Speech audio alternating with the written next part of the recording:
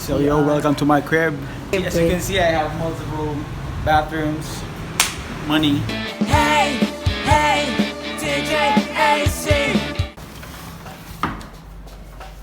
Alis na kami eh. Pero ngayon ko na ito yung kwarto namin. Bayad namin dito ay parang 700 per night lang. Mas sobrang mura kaysa sa hotel. Mas malaki yung CR namin. Ting! Meron kasama nung shampoo tsaka shower gel. May heater, towels kasama. Medyo may trash na. Pero malaki siya. Tapos may balcony din kami dito. Ayan. Ang taas. Oh! Ayan. Nakita mo yung view, yung neighborhood dito maganda. Medyo burgis yung mga nakatira dito. Tapos, may TV. Siyempre, wala kang maintindihan sa TV nila, pero may cable. Malaking salamin. Uy! Tsaka ito. Plus, meron pa isang balcony dito. Pero shared na to na balcony kasi meron dyan ako minsan nakikita may nakasampay. Parang sa kabilang kwarto yata yun. So, ito. Not bad, diba? 700 per night. Parang ako nasa hotel. Hindi na masama. Tsaka, by the way, malakas yung wifi dito. Sobrang lakas. Nakapag-upload pa kami ng video ng isang araw. So, yun. Ito pala yung itsura niya sa labas. Oh, gated place. Meron dito mga So yo, welcome to my crib. This is not your crib. Here's the entrance. This is our Airbnb. Not your crib. As you can see, I have multiple bathrooms, money. Third attempt sa Siriraj. Kasi first, holiday. Monday holiday.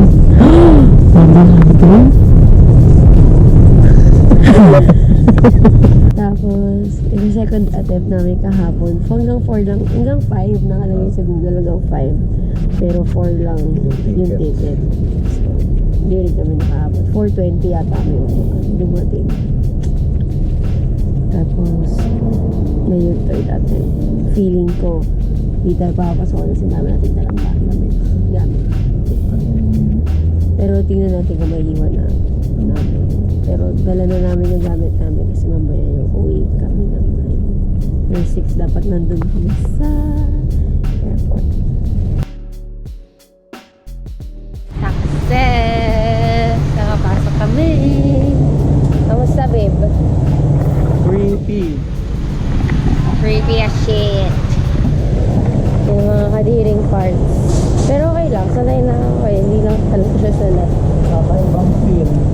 Pero yan, legit na mga parts. Sobrang worth it. You need to try it. Check nyo yun. So, papunta na kami dun sa kabilang building. Kasi dalawa siya eh. Yung isa parang, yung kanina yung mga tsunami victim, mga isa, maganda. Mga creepy, mga conjoined twins, yung mga baby fetus, yun. Mga preserve lang. Body parts na binaril. Body parts ang Sinaksak. na nasansaan. Dito mo lang makikita. At least makikita mo up close.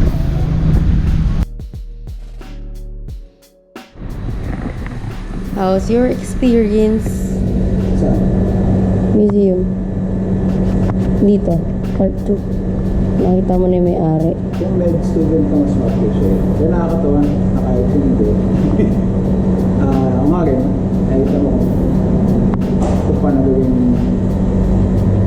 technique on TV.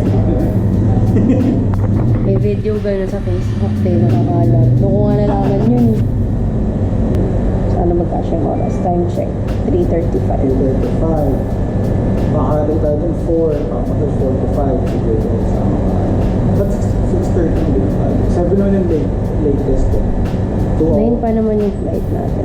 No. 9 ano ba? 9 something yun. 9:40 pa nga yata yun. Kasi yung dating natin dito sa Manila parang 1 na eh.